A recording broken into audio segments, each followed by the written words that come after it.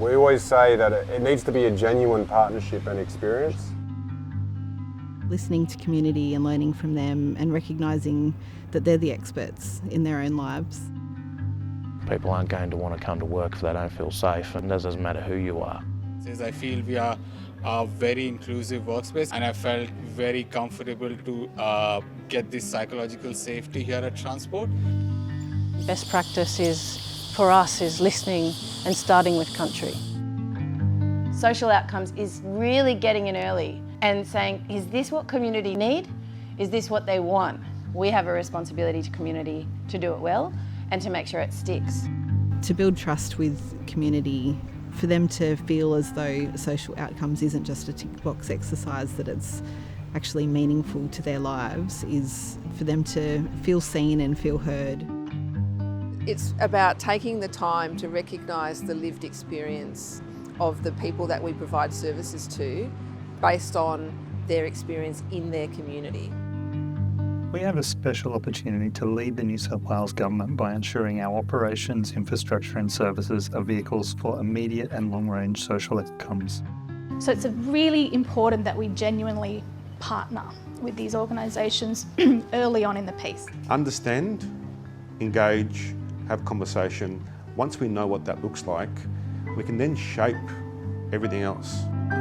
The neurodiverse networks would be a huge benefit for Transport. I think being able to understand the needs of a diverse community and to really make it real the advantages of having neurodiversity as part of our workforce. When we have meaningful relationships, we want people to show up for us and we want people to follow through. Work with us because you support what we do and you really want to break cycles of disadvantage, genuinely. We get to give a lot of people an opportunity that have struggled previously with employment, especially for culture. It's the identification of work control. We're an Indigenous owned business, and I think that's important to a lot of young men and women. For us to deliver true social outcomes, then we need to be honest with ourselves and change the way in which we operate. We're sitting in the Five Senses garden, designed by Wildflower. And this place is special to me because I arrived here after experiencing the death of our son and the birth of our twin, and our daughter being diagnosed with autism and needing to find a place of belonging so that our children could go to school. And this country and this garden helped them do that.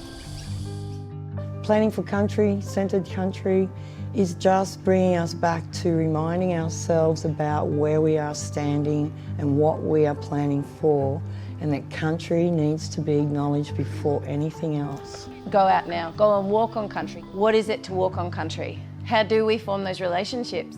In a business focus, it's sort of like creating an environment where people belong, where people want to be. And we need to be really clear on what it is that CoDesign means to us, and more importantly, what it means to the communities that we're here to serve.